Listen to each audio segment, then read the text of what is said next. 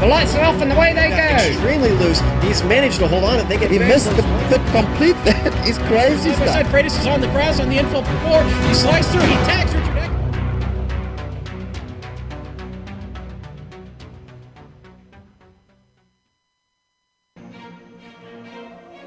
Determination, skill, speed. These drivers will need all three to achieve victory, with only one goal: to be crowned the next Lionheart champion. 40 drivers and 28,000 horsepower racing to keep his memory alive. With so much on the line, they will push their cars to the limit. So buckle up. It's about to get wild. Blows over and goes quite a ride on his lid. And they were side by side off of pit road. Time. Here comes Jake Ray with the red top side. You're watching the premier American Open Wheel Series on iRacing. The Lionheart IndyCar Series presented by First Medical Equipment starts now.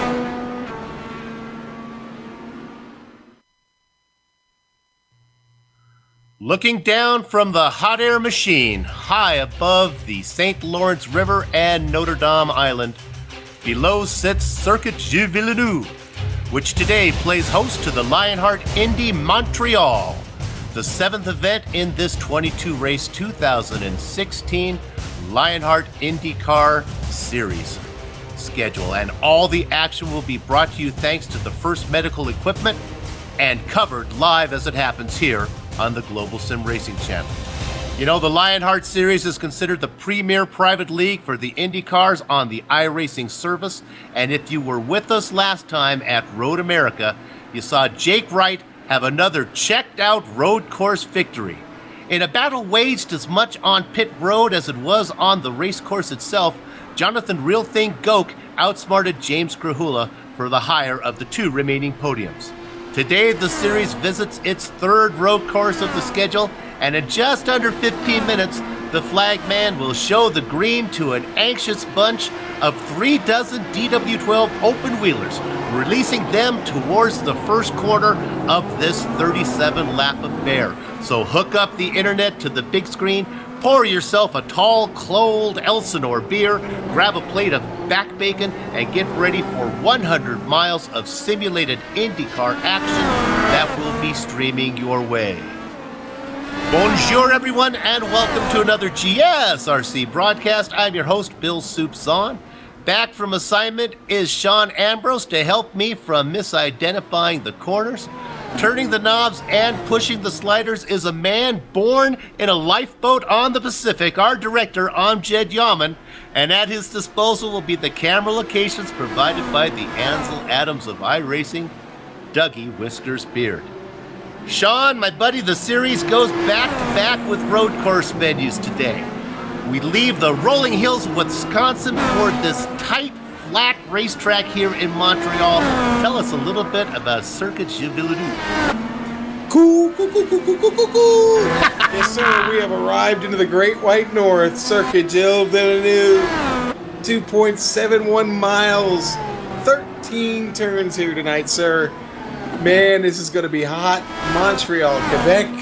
Yes, sir, we have arrived into Canada. The DW12s plan to take this track down tonight. Man, I'll tell you what, great circuit here, Bill. Legendary, all the greats of Formula One, you name it, many series here. One of our own drivers here in the Lionheart Racing League, Pierre Degla, he has run here in Formula Fords and some classic. We got 2 great hairpins at the end of this track, Bill, that will present a lot of exciting racing tonight. You got La Pingle and Senna on both ends of the track, and one of the trickiest turns in all of racing, Concord, turn 7 there, the wicked left-hander off the very fast bending flat out between 5 and 6. So you know what, I've gabbed about it enough. We can hop into DW12 now. The GSRC DW12. We'll take a ride around, take a look.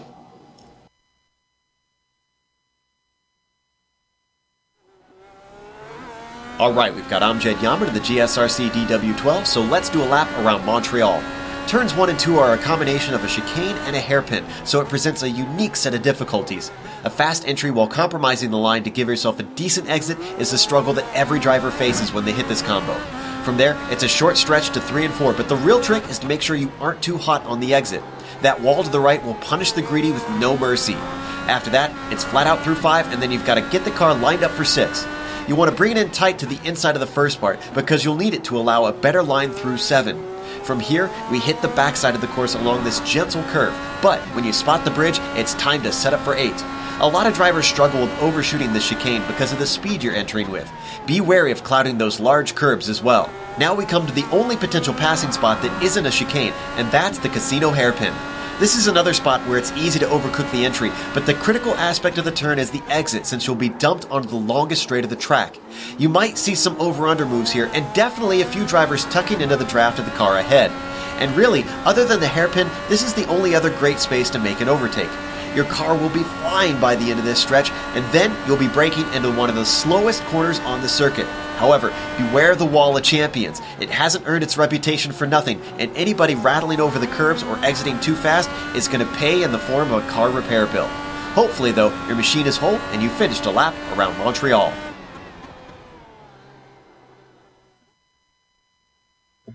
The multi-talented Amjad Yaman taking you a lap around Montreal in the GSRC DW12 machine. Okay, let's go now and take a second to look at the points. And here we go. It's Wright's victory at Road Atlanta. You know, that stretched his lead another 14 points to a comfortable margin of 31. Gok and Krahula swapped positions. And then you have Dan Guerin. Now, he had a great Cheeseland comeback where he got in trouble, fell way back in the field at Road America, brought it back for 5th, and that moved him up a pair of spots behind the 3 leaders. Pierre Nightingale is coming off a 12th place finish, but was still able to hold station there inside the top 5. Let's go now, as we see the rest of the drivers all the way through 16th, let's go down and look at the team championship here. And when it comes to the team championship, what I'm going to do is I'm going to start a write-in contest for different ways to describe No Name Racing's dominance, because I'm running out of superlatives to describe Krahula and Wright and Degley and Joe Hassard's performance for that team. Last week at this point, we also wanted to point out that Team Nailed It was making a move, and sure enough, they got it as they moved that team, thanks to Gok's performance at Road Atlanta, moved that team up into 2nd place ahead of Adrenaline Motorsports manned by Randy Crosno, and Joe Branch is on that team as well. Now, that takes care of the important stuff. Let's go to the silly thing here, which is the Manufacturers Championship that I love to turn over to Sean. What do you see, baby? Silly, you say? Silly? Yeah, kinda. Nah, we're keeping track of this. We got a beautiful graphic there, supplied by the Lionheart guys. You were talking about the team Streamlines Motorsports looking for a couple of extra drivers. Dylan Lee and Tony Lurcock trying to survive with just 2. They've got a lot of work to do, but let's talk about these manufacturers' points. Well, man, the Toyotas are running hard, Bill, and they're running away. 748 points. Chevy's got a lot of work to do, but man, I am confident in the old bow tie. Here we go. Honda in 3rd, 488 points. Mazda down the list in 4th there. Dodge having a pretty decent run for Dodge there. 5th. The Blue Oval really behind the ball this season, Bill, and only 274 points. It's going to be really hard for them to get up into that top 5 and stay up there. They've been off just a bit. The Subaru hanging back there in 7th. Lexus in 8th. And, buddy, our Yugo, it's hanging in there. I'm starting to worry, though, because Audi's right behind him. Yeah, Audi's starting to close it just a bit. That strong German program starting to get it together here. Just 7 races in. Yugo has everybody right where they want him right now at this point of the season. All going according to plan for that team. Okay, that takes care of all the official stuff. We have just a few minutes here to fill before they go to grid. Sean, let's talk about some of the unique features of this track. And one of the things I wanted to talk about is it's this pit entrance that can actually confuse some guys when they think they're in a battle. You can miss your braking point if the guy next to you on the outside decides he's going into the pits.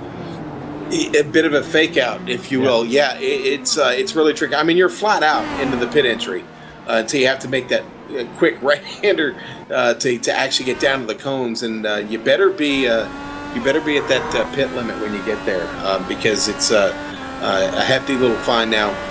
The pit delta is somewhere around like 47 seconds. It's like 36 to 37 seconds, I think. But yeah, pit lane, we're going to see a lot of interesting action here. Like you said, that entry can be very deceiving for the guy running on the inside. He thinks he's racing that guy, and then all of a sudden he just keeps going and doesn't brake. That's off to your left there in your peripheral. A little scary to deal with. But maybe we should talk about the series and a little bit about what's going on tonight. Absolutely, and just to mention, with the fuel limit that they have today, we're going to see 2 pit stops today. Probably a full one, and then maybe a splash and go. They can put that in any order they like. Let's talk a little bit about our points leader right now, and that, of course, is Wright, who's really doing some amazing jobs on the road courses. But it's not all going to be road courses. He needs to. Jake's going to do well tonight. He's expected to win, but there's some good guys out here as well. But the other drivers, just because they're not going to win, there's so many ovals to go on. This championship very much still up for grabs. Oh yeah, we're still in very, very early stages of a long season. Lots of ovals coming up. Now Jake is really good, proven to be really good on the road circuits. And he's good on the ovals too. But yeah, we talked about that in the pre-race. So for as good as Jake is, this is Montreal, and there's a few guys here that I think have a little something for him tonight. Jonathan Goke won last night in the practice race. Dan Guerin's shown a lot of speed here, and George and Zaldo had a great run last night in the practice race. We know Krahula will be fast and probably up there somewhere. So there'll be challenges for our points leader right now. I don't think he's got this locked up. That's why we run the races, Bill. Yeah, I know we don't want to kill the drama here that's going on, but looking at these early qualifying times, this number that I saw Jake Wright put down is flattering. It's jaw-dropping. He's almost a second faster than Jonathan Goke. Looking at a 120. He's in the 120s, 120.9, and Goke put in a 121.9 as well.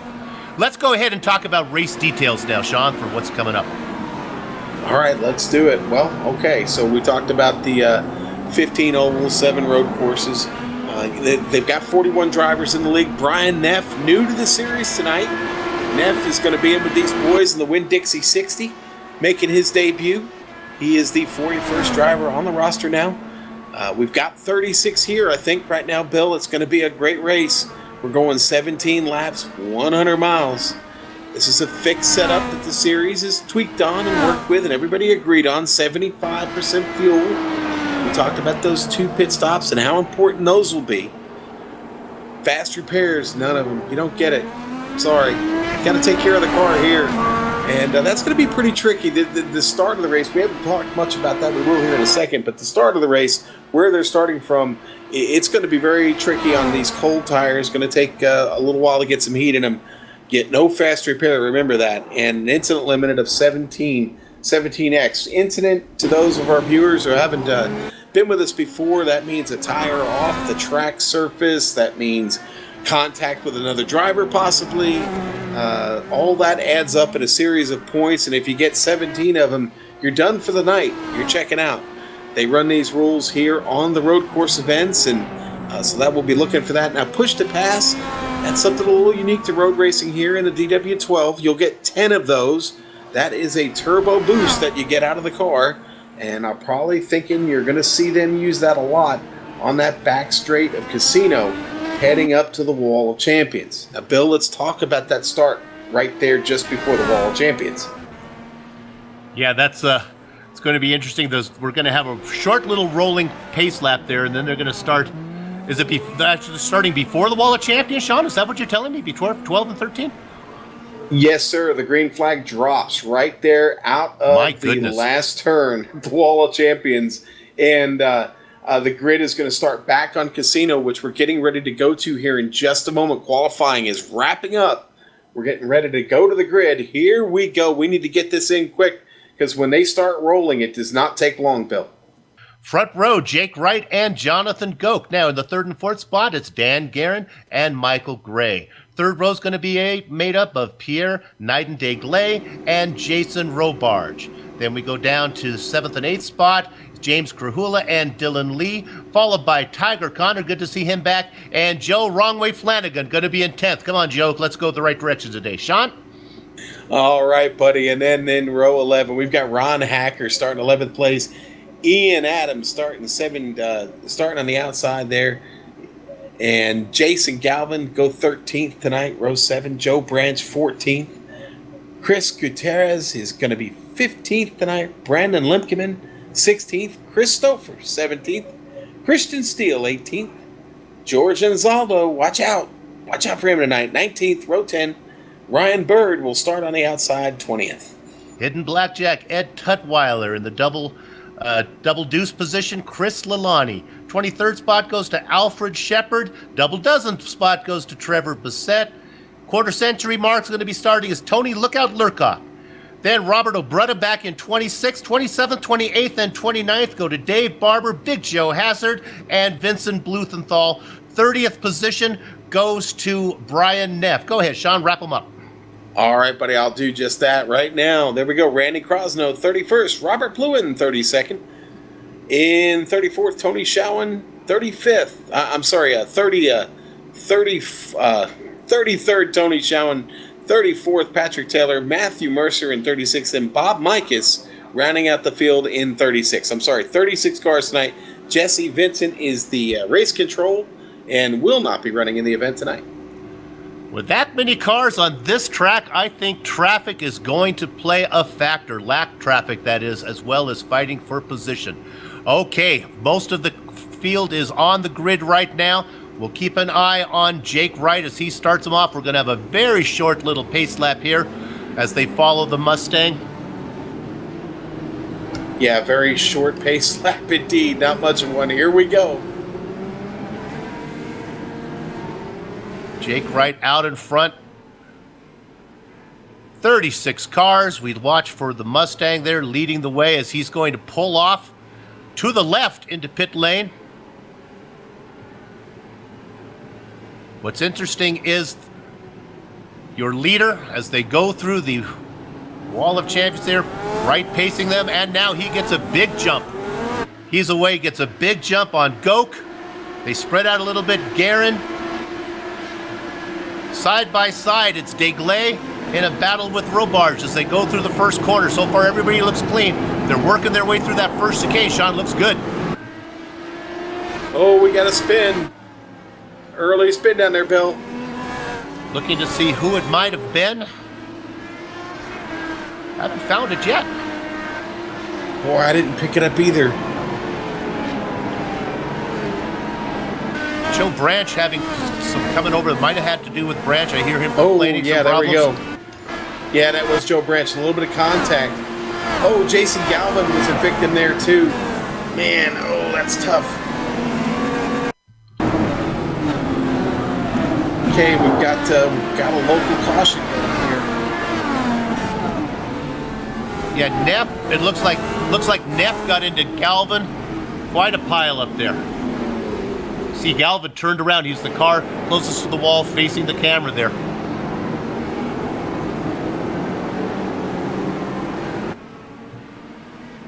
And actually, yeah, I have the.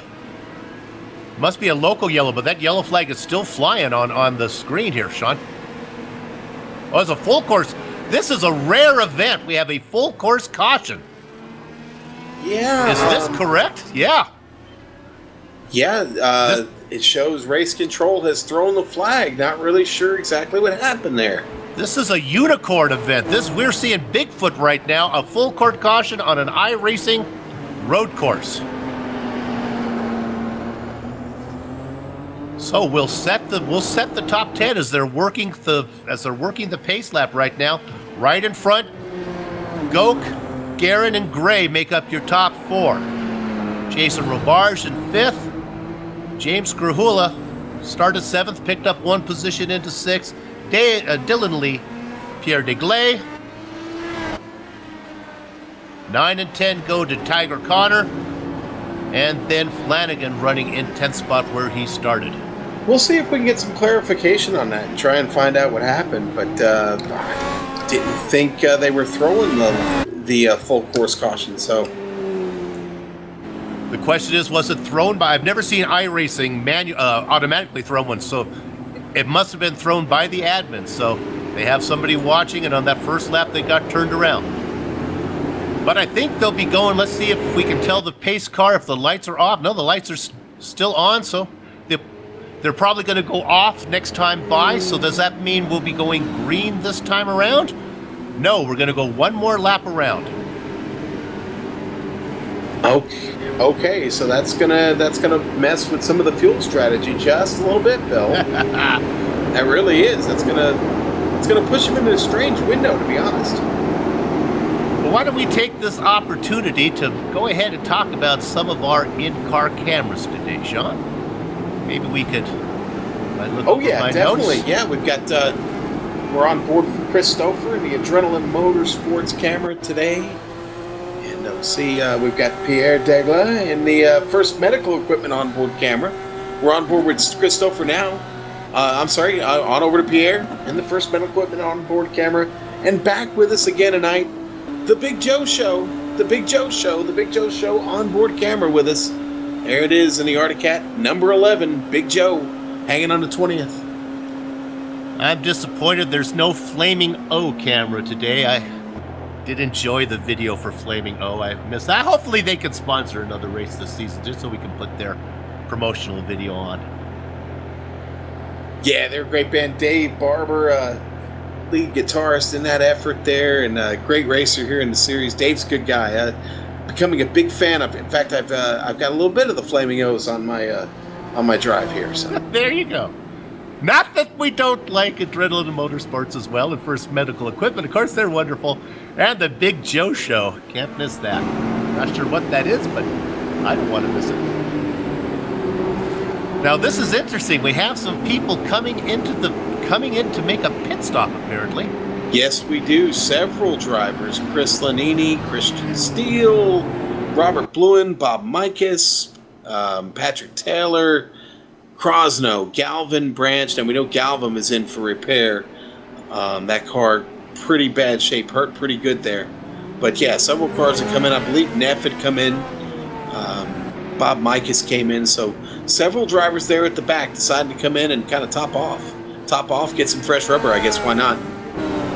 Looking at the Galvin car right now, he's a lap down. The Branch car is also a lap down, and the Robert O'Brien car not out there. Yeah, they're both still in the pit. Galvin with pretty extreme damage on the car as I'm looking at it. Rear wing twisted up quite a bit. The front wing bent up really bad. That's going to be a bit of repair. He may be there for a while. I do know Joe Branch's car not looking much better. The front clip is gone on it, so he could possibly be in there for a while too, if in fact those cars aren't just done for the night. I do show that actually now Joe just left the race. He is done for the night. Robert O'Brien has also decided to park the car too, Bill. And of course, Jason Galvin, one of the anchors on the Wakey Bakersfield there, so he'll be able to call it an early night. Get up bright and early to do his morning show. We're going to be going back to green right now, so it's single file restart this time. Should be a little easier for the boys. Jake Wright out in front. Warming up the tires behind him is Jonathan Goke. Yeah, Goke maybe looking to get a better start here on this restart. Single file. So we will restart this race like we do every Lionheart race. Single file. Here we go. Drivers on the comm trying to work out their strategy to get around lap 1. Now, last time, Wright got a great jump up. They go through the wall of champion there, and Wright has already started to accelerate. Everybody working their way down the main straight now. Nice spacing for all the cars. This looks like it's going to work very well for everybody.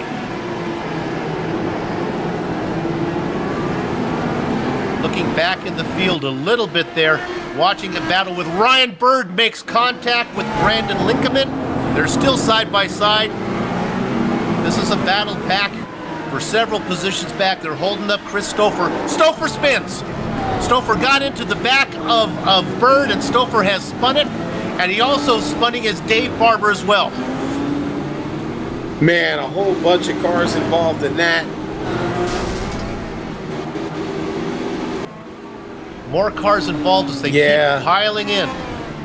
I saw Neff got a little bit of contact from Chris Gutierrez from behind. Chris Lanini got caught up in that. Just a mess there. Blue and involved. A lot of cars. That does not bring out a caution flag. Gutierrez is very slow. Brian Neff, you mentioned. Gutierrez now has it back under power. Yeah, Gutierrez got off track and into the wall, so I'm sure he's got some damage, pretty good damage on that, little bit of damage on the front wing. Not too bad. The rear wing really bent up on that car.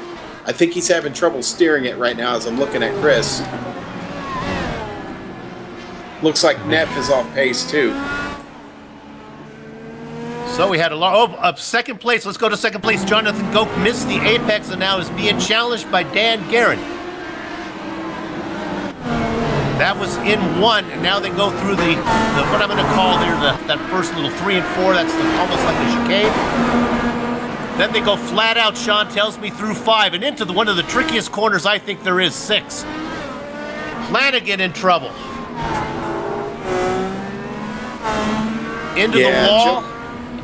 Joe just too hard out of that turn right there. A little bit too much on the power, and cars coming by. He's got to be real careful getting the car straightened back up, but he's able to do it. No damage on the car, just got off and had to be real careful getting back out. Trevor Bassett got scared as Flanagan was turning the car around. He left enough room for Bassett to get by, and now Flanagan's got it going again. He's dropped down to 19th position following Vincent Blumenthal right now. Yeah, looking to make a move on him, actually. Looks like that car is just fine. Lots of racing going on back here through the field. Jason Robar's with trouble out on the track. Oh, Randy Crosno. Actually, I just picked up Randy Crosno getting really hard into the wall champions here. That turn makes contact with the rear end of Goke. Pick it up on the replay. Oh, you saw it there just at the bottom of the screen. Yeah, let's look at it from above one more time. Let's catch this again. Crosno just gets really hot in, Bill. Now, I don't think he was trying to pit. I just think he missed his braking point. We'll look at it from up top. We'll see how fast he closes on Goke. Goke in the blue car there up front. Here comes Crosno. Yeah, that's... If I didn't know better, I would say he was trying to pit, but that makes no sense right there. Boy, he was sure late on braking. Yes, he was trying to look and see if Goke's got any damage. We look, Crosno spun again. Yeah, not seeing any damage on Goke's car, but he definitely got hit. There's no doubt about that. He took a hit because he had to find the safety of that little green section of the track there, which caused him a penalty and slides him back several positions. Now Goke back to 5th. We're on board with Pierre Degley in the first medical equipment camera. There he goes, right around Goke. I'm sorry, Goke there up in front of him, my bad. Yeah. Goke trying to make up that position, or at least hang on to that at least. You see Goke in that blue machine. Yeah, Pierre's on the attack now, though, for sure. He smells blood in the water, Bill. Goke very fast, qualified 2nd, back to 5th, but Degley certainly has the pace to get this done. And again, we're not sure how healthy Goke's car is. We think it's in good shape. Let's check out Ian Adams, see what's up with him. Ian looks like he might have been off track there a little bit. Ooh, yeah, again, everybody having trouble through there. You know, out in front right now is Jake Wright, but I really think the winner is this racetrack because it is beating these guys up. Yeah, and a great job. He spun right in front of Tiger Connor. Connor came really close to hitting him. Yeah, and then, that little turn through 4 and 5 right there, everybody's, not everybody, but a lot of guys having trouble there. Michael Gray off the track now.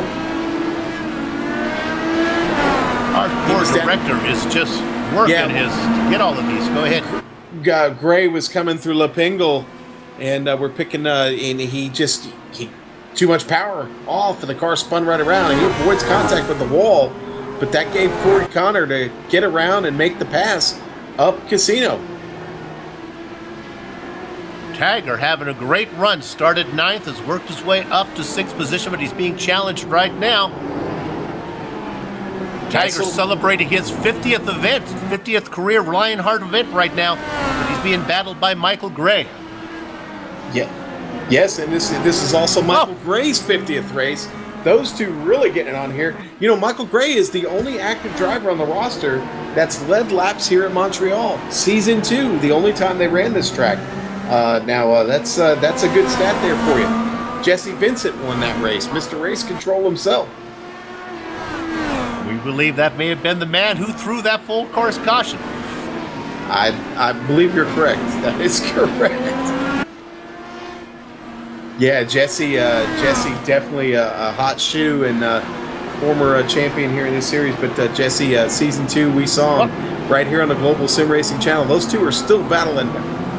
Gray gets the move as 150, one guy celebrating a silver anniversary, gets around the other silver anniversary driver as Connors drop back to 2nd, Michael Gray up to 6th.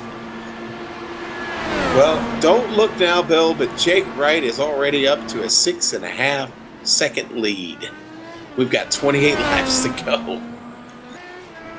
Connor was really pressuring. In fact, Connor gets a horrible exit out of the final chicane, and now making a move on the inside is going to be Jason Rabarge. They're going to go side by side through 1. Rabarge wisely backs out of it, gives that to Tiger Connor. That's a nice battle, probably our best lead battle of the cars that are all up in front. Hey, let's get on Tony Lurcock real quick. Lurcock trying to make a move. Lurcock having quite a battle back here. Battling for 20th position, takes it away from Vincent Blumenthal. And then the newcomer behind them and watching the whole thing is Brian Neff. Oh, but Neff is a lap down. Yeah, Neff a lap down, had trouble early, was involved in one of those incidents there, had to come in and get a little bit of work done on the car, get a new nose. We're familiar with Brian Neff. He races full-time in the Bootleg Series. That's a little short track for the SK Modifies. Brian, welcome to the series. We're allowing you in. We are not letting Ryan Nuss in just because it's too confusing for the announcer to have Brian Neff and Ryan Nuss in the same race. Oh, a little spin up ahead. Bob Mikes gets loose in front of Tony Lurcock. We don't need to cover it, but we can go to Mikes right now as he's fallen back into the clutches of Lookout Lurcock, who's running behind him. This is a battle for 19th. Yeah, Flanagan is off again. Joe Flanagan off of the hairpin. Again, another car having trouble. Update from Race Control. Car number 10, Randy Krosno, black flag, 30 seconds in the pit for avoidable contact. Krosno coming in right now to serve that as we speak, following the rules. Yes, sir, and I'm going to assume that had everything to do with that contact there on Jonathan Goke. Which it looks like Goke is back up to base and not suffering too bad yet. He's still got a little bit of work to do to get a podium here, but man, we've still got some pit stops to go. I really am interested to see what happens to this pit window right now, considering the caution laps we had there at the beginning. Those 2 laps under caution. Maybe we can get Jesse Vincent to actually sit in the real-world IndyCar series, because I think his decisions make more sense than what I've been watching all season from that crew. Garrett in 2nd.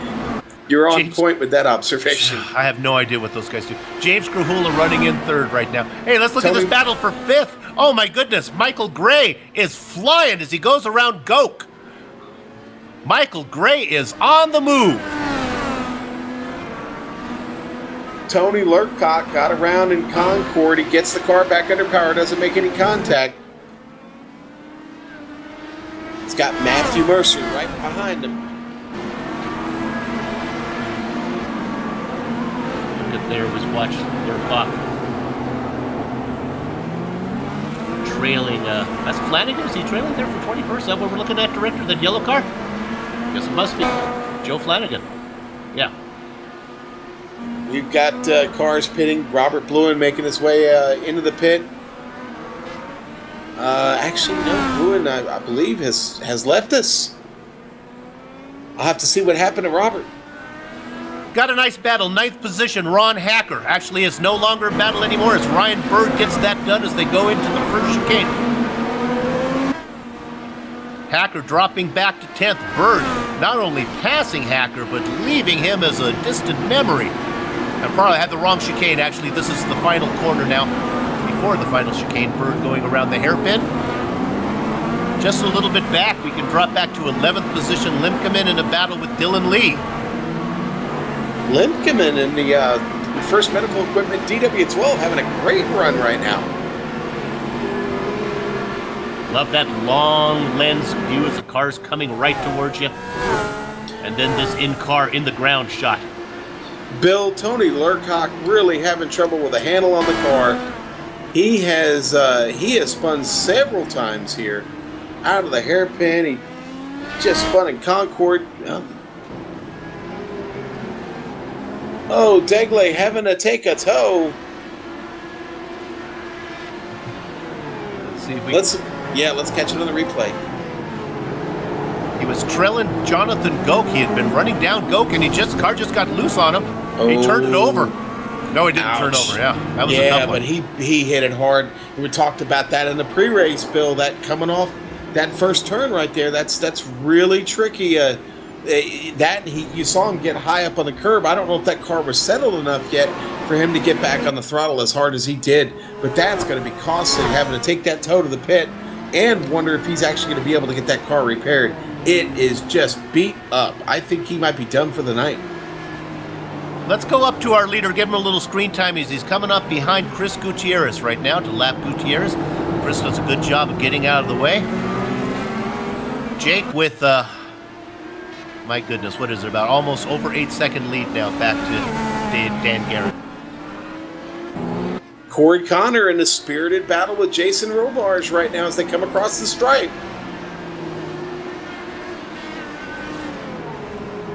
That's a battle for 6th place, Bill. Connor out in front. He has visions of getting up to Goke. Goke is really struggling, so we'll watch this. In fact, I think Connor beginning to pull away from Robarge. Goke really struggling. I think Connor's going to be able to run him down. Yeah, I think we're really, maybe we underestimated the fact that because we couldn't see damage, that there wasn't any damage, but obviously Goke having trouble. Lots of cars starting to make their way in. Vincent Blumenthal, Joe Flanagan just get off track. Trevor Bissett coming in also. Starting to knock down some pit stops here. But not the leader. The leader's going to go around one more time. Showen coming in. Let's see if the 2nd place driver comes in. Guerin is going to... Nope. And Krahula stays out as well. But here comes the guy on the move, Michael Gray. Oh, he's not. I thought I heard him say pitting in, but he's not. He's staying out as well. Here comes Dylan Lee. He just made the call. Ooh, Ron Hacker. Ooh, that was close. He locked him up getting into the pit. I don't know if he meant to turn to make the turn, decided he couldn't and just decided to go into the pit, but that was pretty scary. Almost a wreck there for Hacker. Dylan Lee also coming in there. We're looking at him now.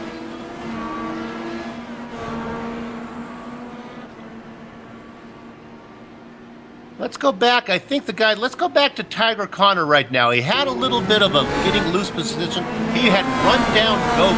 He had actually got to within under a second, but then he got the car loose. We're going to watch Connor because I think he's going to be able to get Goke, but right now he's fallen back into Robarge. Now he has the lap car of Trevor Bissett in front of him. Bissett doing a good job, well, trying to keep a line. Really no reason to be really aggressive right now because there's a good chance you're going to be making your stop here. And there goes Robarge, or Bissett spins it in front of those two guys. No harm done, though. Connor gets by, and so does Robarge. Bissett does a good job back in 22nd position. Let's see if those leaders that we just looked at. And right, our leader has come into the pits. Jake Wright coming on in. Krahula still on track. Dan Garrett coming in as well. So 1, 2 have come in. Krahula, who's really good at figuring out fuel mileage, has decided to stay out for one more lap. Yeah, we'll see what old Jimmy's got up his sleeve tonight. Gray and Goke also come in, so that means that Bird's going to stay out, probably inherit second position. It looks like it's going to be third position. Who's going to be ahead of Bird? I don't know. Oh, Jake Wright, actually. Wright got out in front of Bird there. So, okay, Bird is yet to pit, so Wright's back out on the course. Bill, did you know we have 3 Canadians actually running in this race tonight? Pierre Degla and Robert Bluen and Patrick Taylor. Let's see. Yeah, Pierre not having a good night. He's still in the pit stall. Wanted to give a quick update on those guys. It ended early for Pierre. Unfortunate for him. Patrick Taylor hanging in there. He's sitting there back in 19th place right now. And Robert Bluen. Let's see where Robert's shuffled into here. He is still in the pit right now. I believe he got caught up, finding himself 4 laps right now. So Team Canada not having a great run. A little bit of chance for Patrick Taylor to maybe get some glory tonight. Krahula finally making his way in there, Bill. And you talked about Degley, and I'm doing this without notes by memory, so forgive me if I'm wrong, but I believe he actually lives close to Montreal and actually has some real track time on this track in various cars. Yeah, in fact, he does. He's from Rimouski, Quebec, which is not far. He's been to a bunch of races there, but he's also raced the Formula 1600 and the Formula Ford cars on that track. So Pierre with quite a bit of experience, and unfortunately just not getting an opportunity to stretch his legs tonight after that early trial. Oh, let's go to Krahula right now, coming out right next to Guerin. Guerin nips him by about, well, a car length. Now he has momentum. He's going to pull away, but Krahula and Guerin coming out exactly at the same time. They've regrouped themselves back into the same position they were before the pit stop. Hey, guess who's still battling? I don't know. Corey Connor. Corey's still having a really, really good battle with Jason Robarge out there. Those two are I think they're following each other's line and learning a little bit of each other. One trying to set up the other every lap, but those two just can't seem to get away from each other right now. Connor had a very exciting first road course adventure. I believe it was Watkins Glen. I could be wrong on that one as well. Didn't make a lot of friends there. Had to take a little vacation time from the series, but we welcome him back now, having a much better Road America race, and again doing really well here today, currently running in 5th, but I probably still have a pit stop left to do here from Tiger. Maybe not. Hey, Bill, let's go on board with the Big Joe show real quick, because he is under attack from George and Zaldo right now. Those two are battling for 14th place. Joe having a really good run tonight. There we are on board the Big Joe show. I said he's got George hot on his tail. Does the onboard camera work in the other direction? There Yes, you go, as sir, we it look does. over the wing. And you can see Alzondo. Bill? Yes? And Zaldo. But Alzondo has a better ring to it. I don't know why, but They just got another soundbite out of you, Bill. it's the hard disk is filling up with my sound bites. I believe one of the guys has created a soundboard of soup clips. Okay. I know Alfonso in the Wall has become very, very popular. All right, I didn't mean to stop things down. It is funny. You know, I don't need to show up for the next race. It's only a week away. I may go on vacation. Let's go ahead here.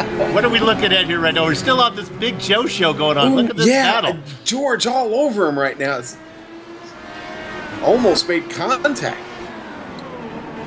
George getting a little impatient, man. He's feeling racy. You know, he had that 6th place finish last night. He feels like he can do it. Joe, get out of the way. Here comes George. 6th place finish in the practice race. Big Joe not having the season he was hoping for. He just can't seem to get the momentum going. Then he had to miss a couple races. Keeps posting in the forum saying I continue to drop in the points. Not having the season he hoped for when it started, but it's still young.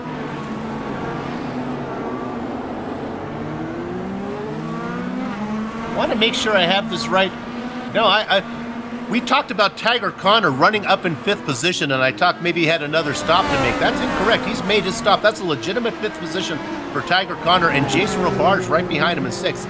Nice battle going on for those two guys. Yeah, actually, nice battle there for P8, Ron Hacker. Oh, look at this. Yeah, that's Hacker out in front being look at Goke trying to make a move. Hacker doesn't give him much room, and Hacker gets it done. Oh, my goodness. Now following in behind, that's Dylan Lee trying to get in there too as they go side by side. Hacker now falls back, gives back into 10th position. Lee gets by into 9th, and saying goodbye to both of them is Jonathan Goke. Bill, was that a pass in the grass by Goke? My gosh. I believe it was. He definitely had 2 tires off in the grass right there. Used an elbow to get through there. Excuse me, boys, I'm coming through. Now, we'll keep an eye on him because he's only got about just over 2 seconds up to Ryan Bird having a good run in 7th, so we'll follow that. And Dylan Lee been very, very fast in practice, been very good in the practice races. Look for him to continue to challenge Jonathan Goke. You see him get hard there into the turn. Dylan, really nice trip through there as they come across the start-finish line here in just a moment. Sean, I'm thinking that Goke came in, maybe had just minor damage, and maybe when he came into the pit stop, they were able to get that car closer to 100% because he's back on the move. Didn't look so good earlier before the pit stops. Yeah, he definitely looks back up to speed. He's got some work to do in front of him. Ryan Bird's been really good tonight. He's got Jason Robarge and Tiger just up in front of him. That's going to be a great battle for him to be able to get through. Some drivers coming in, making their second pit stops now that are farther back. Jake Wright picked up his 11th pole this evening. Last time at Road America, that was 10, and made him the all-time leader over Jesse Vincent, who had 9, and Jake really showing the power up front. Oh, Goke making a power move to the inside. I'm sorry, I got to talking about that. It was still on that Goke. Pushing, trying to remember who that was he got past here just a second ago. Yeah, and it was actually Tony Schowen, also a lap down right now, but he was able to get by Tony Schowen. Did it on the inside, almost made contact with him, but Goke able to get away and get through that whole pack of cars there, Bill. Picked up 4 positions like it was nothing. Well, not 4 positions, but he got by 4 cars, yeah. We had to get by those because we talked about it earlier. He wants to get up to Bird right now. We talked about it before. It was about 2 seconds back from Bird to Goke. Well, boys and girls, now it's only about 5 seconds. Goke is going to be having some roasted turkey for dinner as he's catching Bird in no time. Get the cranberries ready. Because Bird flat is out going to right be here. Yeah. Bird up ahead there in the 88 machine, Monster Energy machine that I'm looking at right now as they go under the overpass. Goke in that beautiful, what is it, blue-purple STP machine I'm looking at. Yeah, United States Air Force team nailed it. Machine, and he's setting him up. He is setting Bird up. Here we go. I expect to push the pass out of Goke here. You're going to see him fly by as they come up Casino. Now, they only have 10. I assume that they all used one up on the first lap and then maybe on that restart as well. So they probably only have 8 when they're actually getting the race. Let's see what Bird can do. Go ahead, John. I don't think Goke used it right there, honestly. I think if he had, you'd have seen him fly right by him. Now, Goke opting not to use that push to pass, probably saving it a little bit later. Now they go through 1 and 2. Heading into the right-hander and the left-hander. There's a quick little chicane. This is 3 and 4. Now Sean tells me here it's flat out as they get into what I think is the trickiest corner on the track, 6. You got to get the setup right to get a good run in through 7.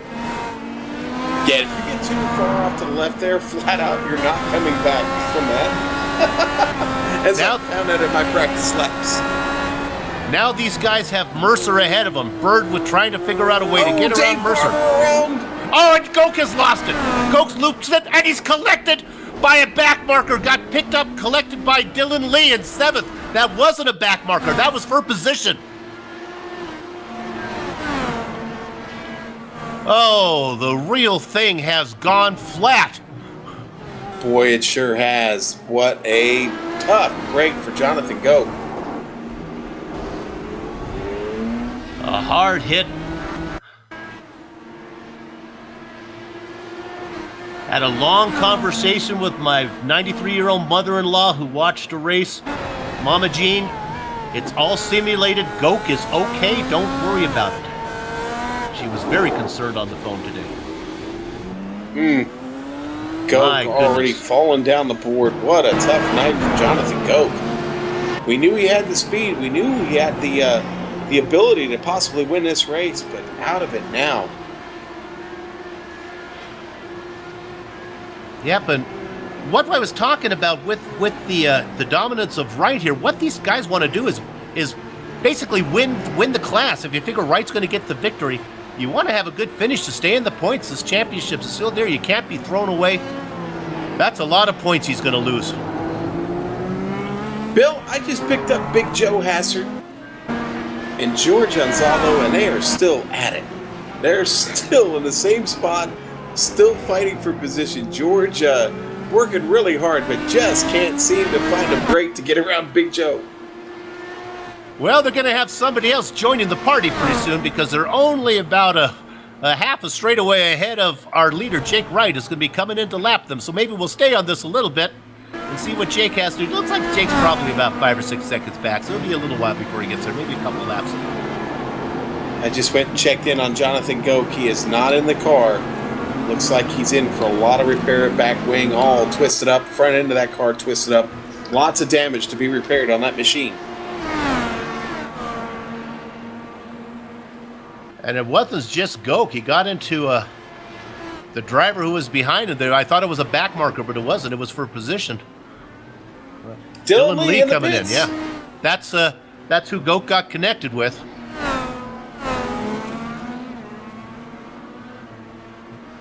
While we look at Lee coming in, I'm scanning around to see if I can find a battle up front, and there really isn't. Ryan Bird.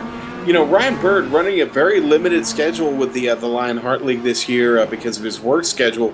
Said he would run most of the road courses, and here he is tonight having a really solid run. Ryan Bird got himself in 7th place, and honestly, Bill, the car looks strong. It really does.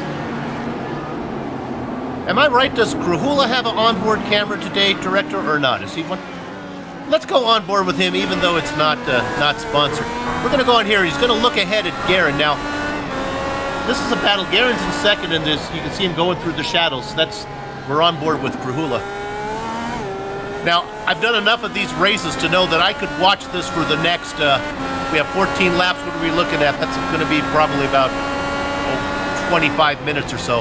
And pretty much this gap is going to be the same. Garen and Krahula, they just pace each other. This will get interesting, though, Sean, with one more stop to go. Because we don't really know exactly how much fuel they took on the first... Oh, look at Garen misses the apex there, going through the hairpin. Oh, he loses it. Let's see if Krahula now, with some momentum coming off, if he's going to be aggressive. He's got to run. Garen trying to get that thing going. Garen scooting up in the chair, trying to get that machine going. Krahula ducking to the inside. He's going to have the preferred line right here. They go side by side into the wall of champions, and they're going to get it sorted out. We have a new leader, a new second-place driver, James Krahula, but he is first in class. Wow. Good move by Krahula there, taking advantage of Dan Garen's mistake. Garen must have heard me talking. He must have been listening to the broadcast there as I said that was going to go on for the next 25 minutes. Probably got that car loose just to spite the announcer. Well, you know, we've certainly heard here in the past guys listening to this race while they're racing. So, Bill, we might be giving too much away. Okay, so we stay on there and we we'll keep an eye on this and see if Krahula can pull away now. That was really the best battle of anything up front, and I didn't think it was actually going to turn into much. Another one to keep an eye on, Sean, is quiet little run here from Jason Robarge. Running in 6th position right now. Yes, sir. Jason having a really nice run tonight. And he's got Ryan Bird chasing him, but Bird's still a lot of work to do to catch him.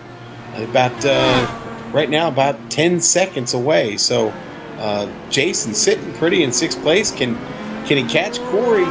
Again, those two have been battling quite a bit. It's been constant all night. I think the next pit stop's going to really determine whether or not Jason's got a shot at the top 5. Tiger misses the apex around the hairpin. I know it's really not the most masculine thing to do to talk about the paint schemes, but those two cars have some of the best paint schemes out there. Tiger Connor in that beautiful tiger striped machine, man, that looks good. And right behind him in that rainbow, that's really kind of Jeff Gordon. It even says DuPont on it. Yeah, obviously a Jeff Gordon throwback. Love those two cars. Yes, sir. Oh, I just saw a car fly off course there, trying to catch who that was. Heading into the hairpin at the end of the track, the last hairpin and off. I missed it. I'm sorry I did, but someone went screaming off there. Yeah, looking at the battle at 8th position, Ron Hacker under attack from Brandon Limkeman, running that first medical equipment machine. Brandon's grandma Mamu watching on, big fan of the Global Sim Racing Channel and the Lionheart IndyCar Series. She tunes in every race, Bill. You know, I don't have my stat page up right now, but this is a very good run from Limkeman. I'm not sure if I've seen him this far up in the standing. Great run from him. Also from Hacker as well. This battle for 8th. Limkeman doing a great job of pressuring Hacker. Hey, here's another interesting tidbit about Limkeman. No incidents this season coming in tonight. Him and Krahula both managed to get through the first 6 races clean. No, yes. That's impossible. All right, well, now I'm going to watch him. We're going to watch him right now, not only to see if he can make this pass, but he can do it cleanly. Let me adjust that stat real quick. Not road races, through 2 road races. Okay, no 2 road incidents. races. Right, okay. Yeah, in fact, they do have a cleanest driver award. I don't believe, I'll have to look real quick, but I don't believe anybody is incident-free for the season. No, with some of the road races we've seen, that be almost impossible to do. I hear a lot of people saying pit in. I think I heard Tiger Connor. Yep, Connor has come in, so that battle that he was having with Bird is going to be given up. He's coming in pitting from 5th. Robarge also in the pits. Tiger out. And Robarge coming out. You know, Robarge, with this being his 5th start tonight, actually coming into this evening, was the leader in the cleanest driver points with only 5 incidents this season. And speaking of leader, he has come into the pits, as well as James Krahula. Let's see if Guerin stays out. Nope, everybody coming in right now. This was interesting, Sean. The last race we did at Road America, the first stop, it brought in the entire field as if there was a memo that didn't get to the announcers. All like 30 cars came in pitted on the very same lap. Wake up. This is when we're going. Yeah. So Wright has come out. We'll keep an eye on Krahula and Guerin because they were neck and neck. We'll see which one of those gets a jump out of there. Krahula is rolling. I'm keeping a battle on that battle. Krahula. Oh my goodness, Krahula comes right out in front of that yellow car. That's Flanagan. Oh, they're going to get to the touch. Flanagan and Krahula. Krahula is barrel rolling down the straight. Well, maybe we talked about those incident-free races a little bit too soon and jinxed our buddy James Krahula. Ouch, that's going to end his night. That car is destroyed. Coming out of the pit here on the replay, we'll watch Krahula making the exit in the Advocare number 24. I'm going to go ahead and make a call here as if I were an...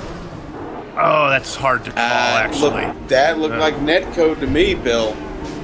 I did not, and to our viewers who are not familiar with netcode is, that's when the internet's not talking right to the sim, and contact will happen when they just get close. Man, I don't know. That angle.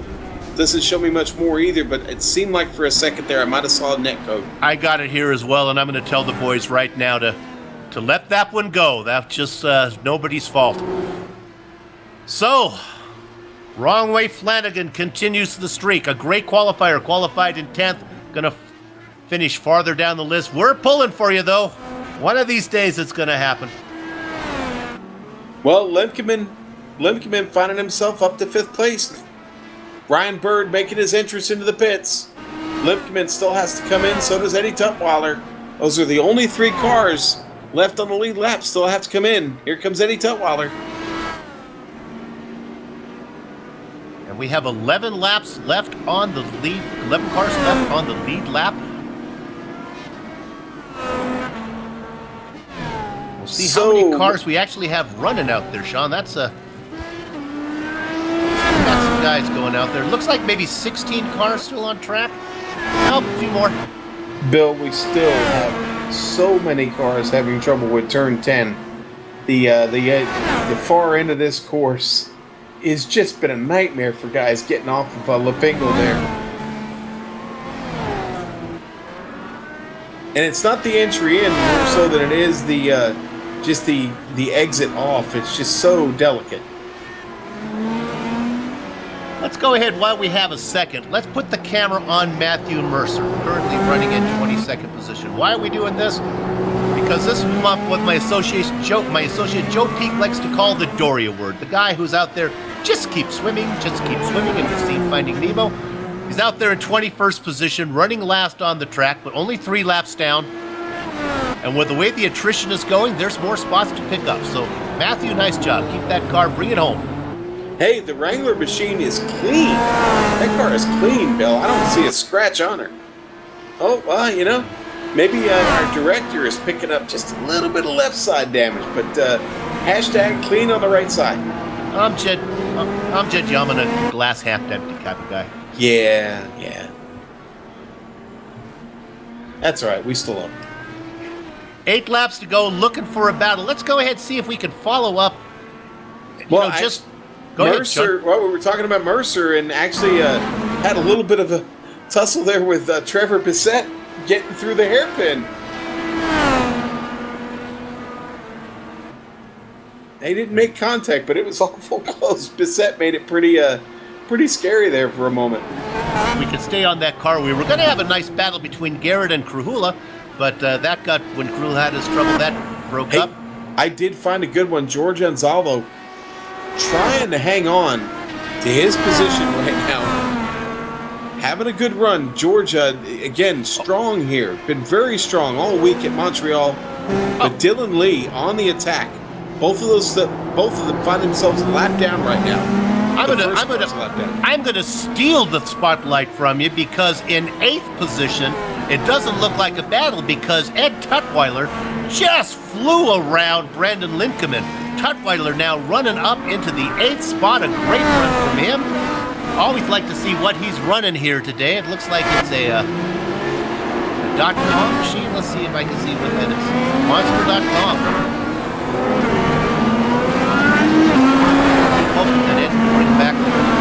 He had one where he put one of the faces of the announcers on the car one race. Well, Bill, in fact, on that machine currently running the GSRC Soup and Salad Special.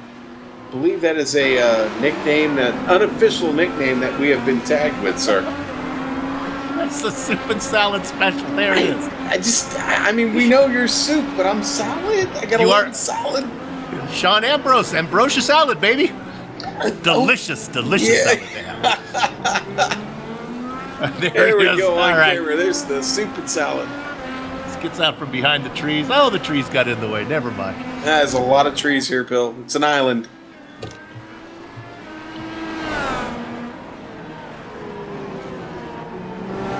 Yeah, look back on that battle between Dylan Lee and Anzaldo. Here he comes. Now they got Mercer just in front of him. How's he going to play it? He's getting out of the way. He doesn't want any part of that. Attaboy, Matthew. But, Matthew, last time I was on talking to you, we stay on the battle there with Anzaldo and Lee. Mercer has made up one position now, running in 20th. Last time we were on him, he was running 21st. Keep it going, Dory. Yes, sir. Patrick Taylor back in the pit. He's making his way in. Tough night for Patrick Taylor, but he is keeping Team Canada alive. The only Canadian driver still on the track. The attrition has been pretty significant tonight, Bill. 10 drivers. Oh, we go look at, oh my goodness, as Lee boy. almost punted George. Woo! Did everything he could to get that car turned left so he didn't turn him. Now he's got to run him down again. The distance is up to about 9/10 of a second now. 5 laps to go. This is the best battle. These guys are in the lucky dog position if there was such a thing. Well, you know, Ron Hacker actually battling Brandon Lickerman. That's a bit of a battle. That's a battle for 9th place. Hacker on the move, trying to set Lickerman up. And apologies to the Limkeman family, but I believe Limkeman is more like falling back into Hacker's clutches as he got past Tutwiler, made short work of him now, so he's trying his best to keep that car out there running in 9th position. I think you're safe, Brandon, in a top 10. I don't think that's in jeopardy, as Hacker has about 18 seconds all the way back to the next drivers.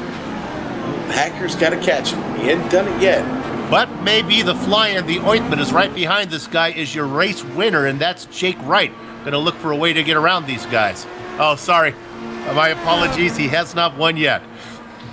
Yeah, I think we're shorting him with just a few laps. They may want a refund for those last 5 laps, Bill. Yeah, sorry. Too many episodes of Star Trek and the time-space continuum. Yes, the time-space continuum. Yes, sir. No, we don't want to mess with that. We'll get in big trouble. Jake Wright, awful strong in the Toyota this evening. Putting on quite a clinic here, showing us the way around in spectacular fashion. He's got a little bit of traffic to work with now, and that is a battle right up ahead of him there between Ron Hacker and Brandon Limkeman. So what's Jakku going to do? I always equate this to kids playing ball in the street. They're out there playing, and then all of a sudden a car comes up, and everybody yells "car," and everybody stops playing, and then one guy keeps playing, and they score a goal. So we'll see if Limkeman. Now, these guys have not been to the Backmarker United, our social meetings that we have. But what you're supposed to do, this battle is supposed to stop, and they're supposed to let the lead lap car through, and then they're supposed to pick up right where it was before that. Sometimes they don't get the message, and you know, Bill, I think Jake's soft shoeing it right now. I think he's letting them run. I don't know now. We'll see here in just a moment. Now they're coming up the straight now, but boy, it didn't look like Jake was working too hard there, coming down into the hairpin. Yeah, because we kind of have a perfect storm going on. As we have Ron Hacker going by, but we also had Tony Schowen there trying to get out of the way of everybody. That basically parks the car. Yeah, Schowen having a tough night. 3 laps down. I think call that 4 now for Schowen. Tough night for him. Involved in a few different incidents, and just hasn't been his night. But he is still racing, and right now there are 20 cars still out here this evening. It's going to be a top 20 finish at this point for anyone, and that's going to be great points here at Montreal. Tony Schowen running in 19th position, trying to stay ahead of Matthew Mercer, who's about a half lap back. Both those guys just keep swimming. Yeah, I think Jake is back here with a 22-second lead. I think he's back here, sees no reason to get up there and mix it up with Hacker and Limkeman. He's happy to sit back there and watch that battle. Yeah, good on Jake. He's letting those boys run. I don't think that battle's over, Bill. I really don't. No, I don't either. I think there's an opportunity here. And Zaldo's still hanging on, sitting in 11th place. Dylan Lee still trying to catch him. Maybe we should take this opportunity to spotlight a few drivers who have good races we haven't talked about. Let's go to Ryan Bird in 6th position, quietly running up there. We're not going to stay too long on him because not a lot of excitement. Then about 14 seconds back, how about Ian Adams? We saw him get in a little mischief earlier. He's got about a 2-second lead back, running in 7th position on Ed Tutwiler, and we saw Tutwiler. So some guys having a nice run up there quietly. Let's go back, though, and look at that Limkeman and Hacker battle. best battle on the track right now. Yeah, definitely is. Tell you what, looking to be a strong night for Team Nailed It, Bill. Team Nailed It cars all up at the front right now. It's another strong effort for Team Nailed It. May have spoke too soon. Let's go to George Anzaldo. He's in a nice battle with Dylan Lee. We talked about this. These are the guys in the lucky dog position. That there is none, I know, but it's fun to say that anyway. That's Lee out in front. I'm sorry, that's Anzaldo out in front, and then Lee chasing him, stalking him down. Yeah, Lee. Now, Lee has been really fast here this week and talked to Dylan quite a bit. I know he would love to get this position away from George. I'm guarantee you George does not want to give it up. He is proud of his effort here on the road courses. He puts a lot of work in, and I know he does not want to give that spot up to Dylan right now. And what's interesting, we have these two guys battling, and right behind him right behind these two cars is going to be the second place driver. Going to watch it. This is a little closer than the other battle that's going up there. Lee is really being pesky. Gets a bite off the hairpin now, looking for somewhere to go. Trying to pick up a little bit of toe in those Indy cars. Not going to get a big toe, but he's going to try to find it. Let's see where Anzaldo tries to go to protect the inside. Kind of keeps the car right down the middle. Here comes Lee poking in. He breaks in late. He's going to get the job done as they go through the wall of champion. They get it done. Woo! Nice pass for Dylan Lee up to 11th position. And the white flag has come out.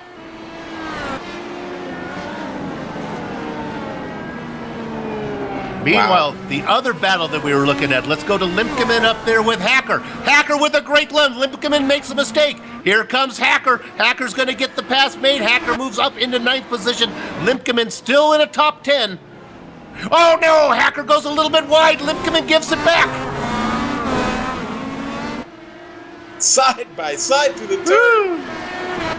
Limkeman gets it back up into 9th. Hacker in 10th, and meanwhile behind these guys you're not missing anything because that's the leader, so the leader's going to be crossing the start-finish line. Limkeman starts to pull away. Looks like he's going to have to go around the whole way because the leader's right behind him. Jake Wright, it's your third road course of the season. It's the third win for Jake C. Wright in the Lionheart IndyCar Series. He has one more quarter to negotiate. He gets that done. Congratulations to Wright. 3 for 3 on the twisty parts. Let's see if we can pick up Dan Guerin. Guerin's comfortably going to finish in second as he goes through the chicane. They're telling Dan to be careful because Dylan Lee might run out of fuel in front of him. We'll keep an eye on Dylan Lee running in 11th spot. Looks like he's going to make it, Bill. He gets it across. That's nice that they were saying that. Guerin gets second. Michael Gray gets third. Let's see if we can pick up that rainbow machine of Jason Robarge in 4th. Going through the final chicane.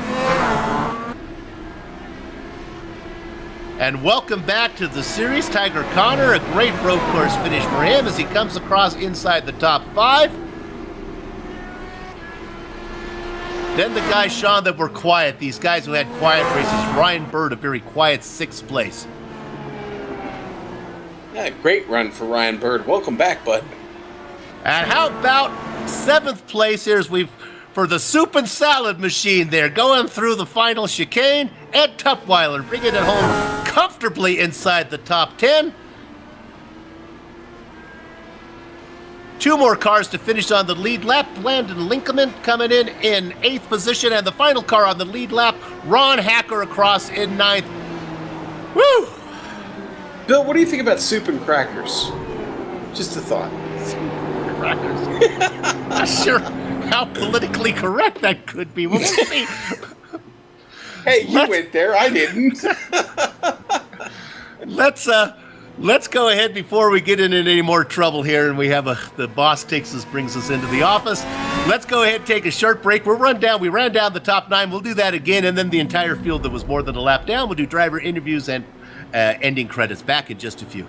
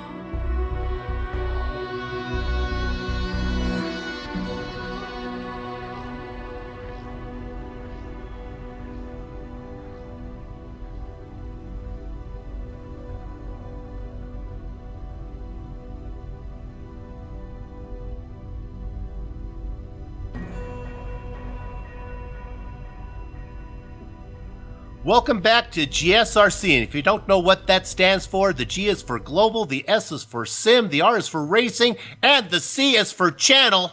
And what you just saw was round 7 of the Lionheart IndyCar series, and it was an entertaining event, even with the fact that what they call in NASCAR, Jake Wright stunk up the show, but it was great battling going on behind him. Jake goes 3 for 3 on road courses. Dan Guerin going to come across in second. Michael Gray going to follow and take that final podium position. Jason Robarge and Tiger Connor 4th and 5th. 6th position went to Ryan Bird. A great run from Ed Tutwiler in the lucky number 7 spot. In the snowman position, Brandon Linkeman having a great run. Number 9 goes to Ron Hacker, and finishing out, the 10th position goes to Ian Adams. Sean? Ian, who takes...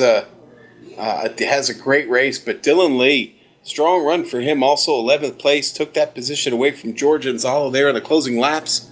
George with a 12th, he'll take it. I'm sure he's happy with that. Alfred Shepard, 13th tonight. Patrick Taylor, 14th, our highest finishing Canadian this evening. 15th, Vincent Bluthenthal. 16th, Chris Lanini. Trevor Bissett, 17th tonight. The Big Joe Show, 18th. Tony Shallen, 19th. And Matthew Mercer, we talked about him getting the Dory Award this evening. 20th place for Matthew Mercer, and has a solid run out there. Top 20. Barrel rolling his way to the blackjack position was James Krahula. Joe Wrongway Flanagan started 10th, finished 22nd. Enough said there. Jonathan Goke, also a bad night for him, started 2nd, dropped 21 positions into 23rd spot.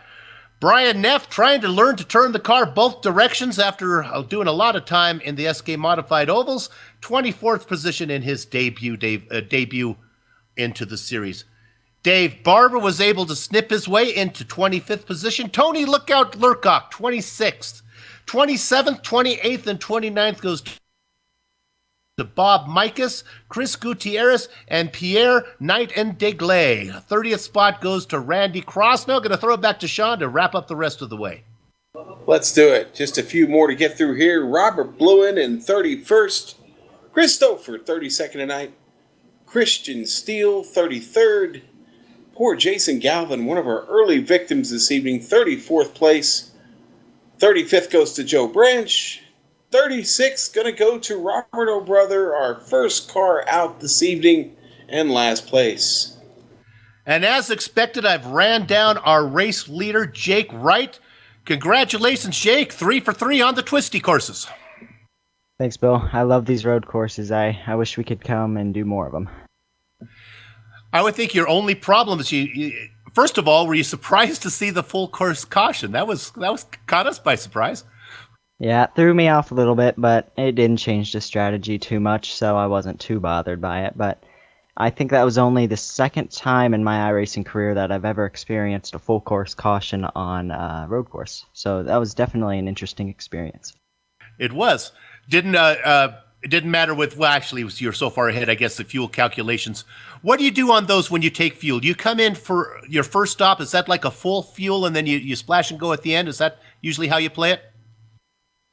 Usually, but tonight we just took full fuel and 4 tires, just played it safe. We knew we didn't need to gain too much time, so just the whole race we took it pretty easy, and on pit road, like I said, we just took full fuel. So without getting into my strategy too much, for other races, it normally just depends on what the track is, but tonight it was just a simple take everything and go.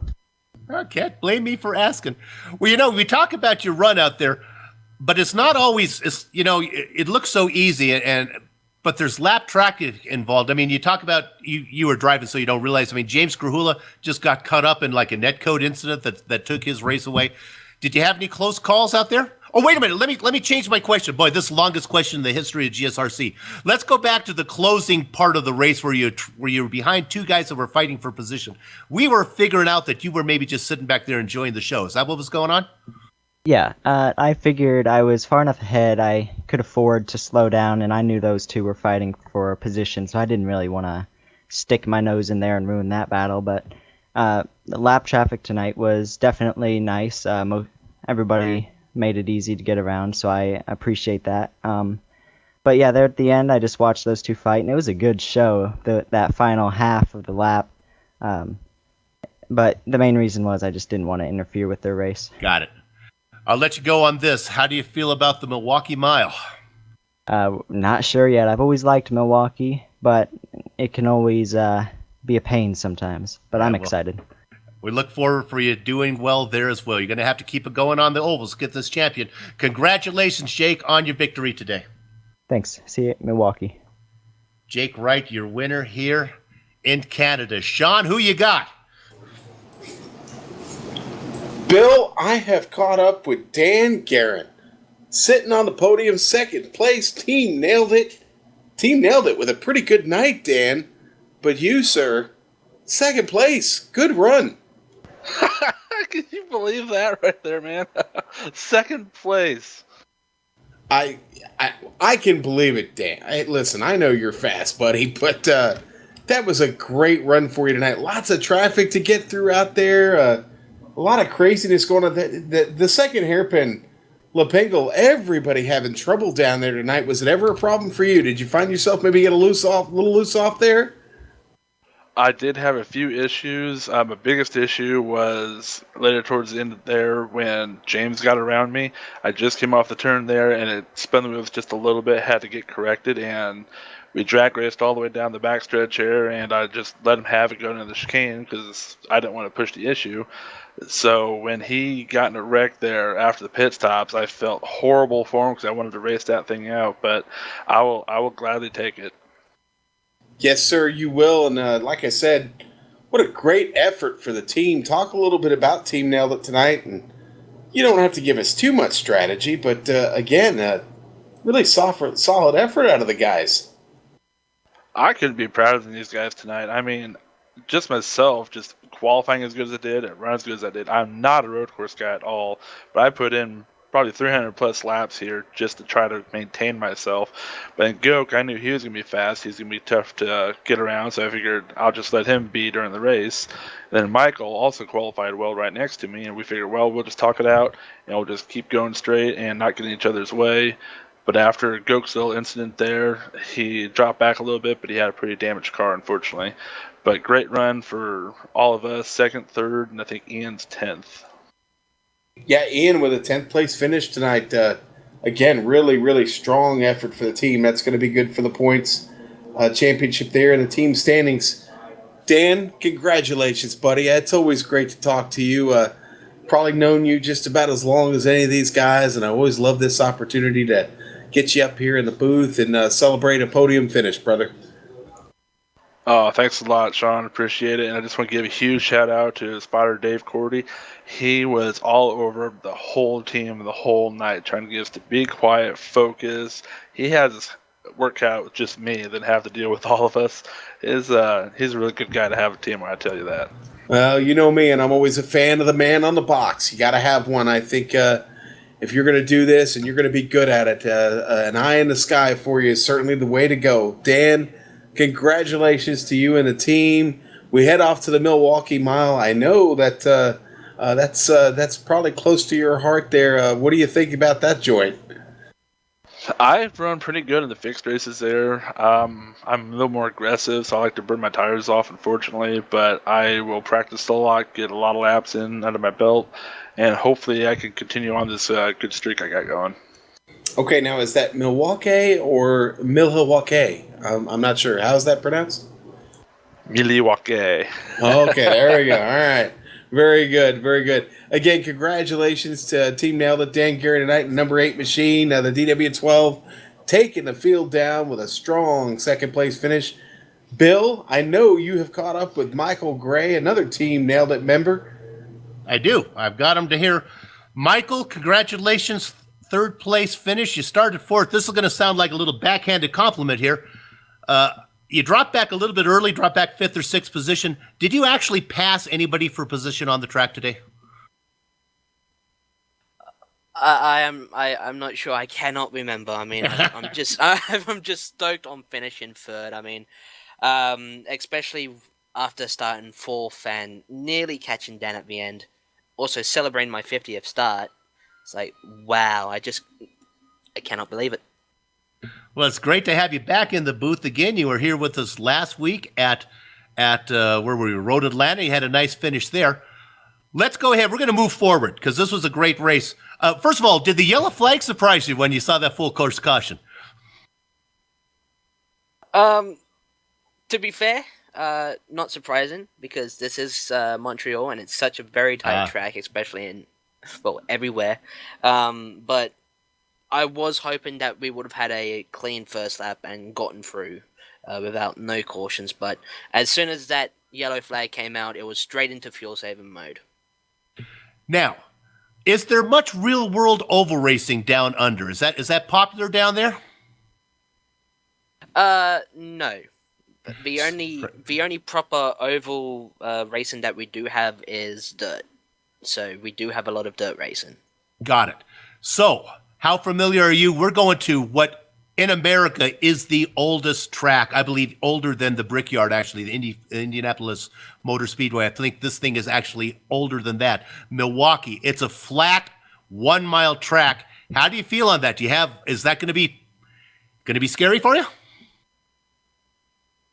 Yeah, I think it will be scary because the few races I have done with Lionheart there, they've gone pretty good or gone down the sink because of the difficulty of the track. But I'll try and put a lot of practice in there, hopefully get another good result, but I don't think so. I'm going to be horrible, I believe.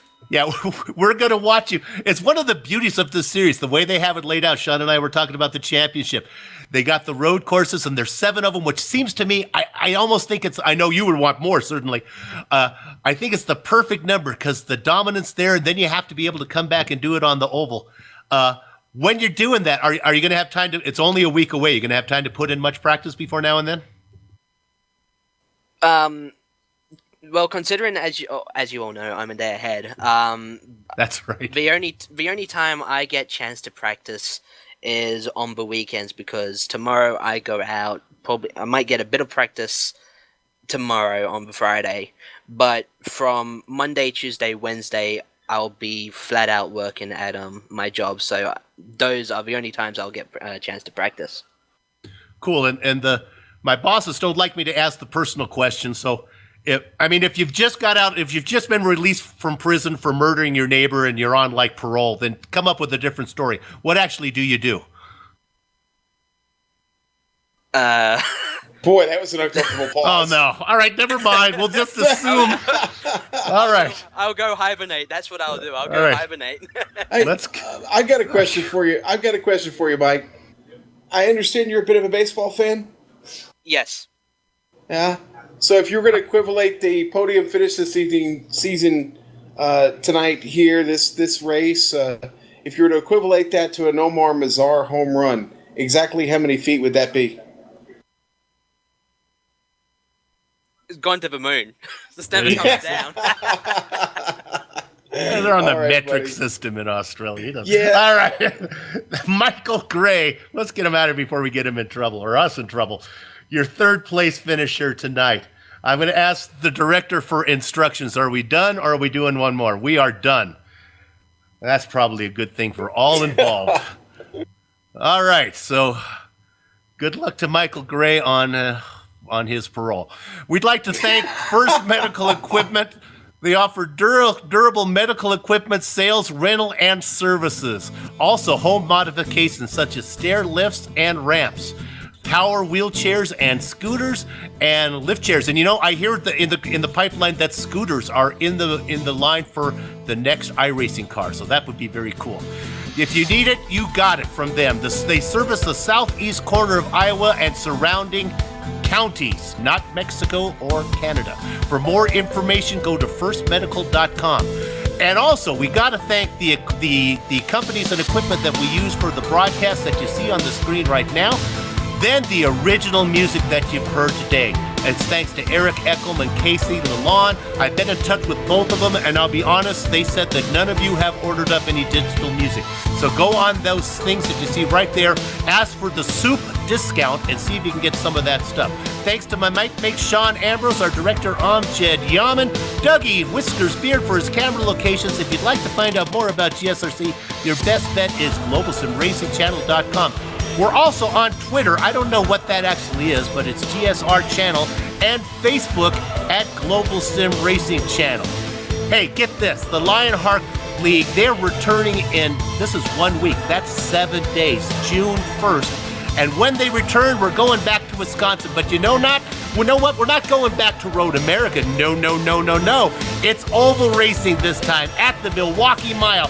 150 laps of oval excitement. Be there. GSRC will be there, and we hope you'll join us as well. For details about all upcoming events, go to globalsimracingchannel.com. To all the drivers that I upset by mispronouncing their names today, I apologize to them. And now that the housekeeping is out of the way, it's time for us to go have fun storming the castle. So for Sean, Amjad, and everybody else here at GSRC, until next time, race hard, race clean, and we'll see you on the track.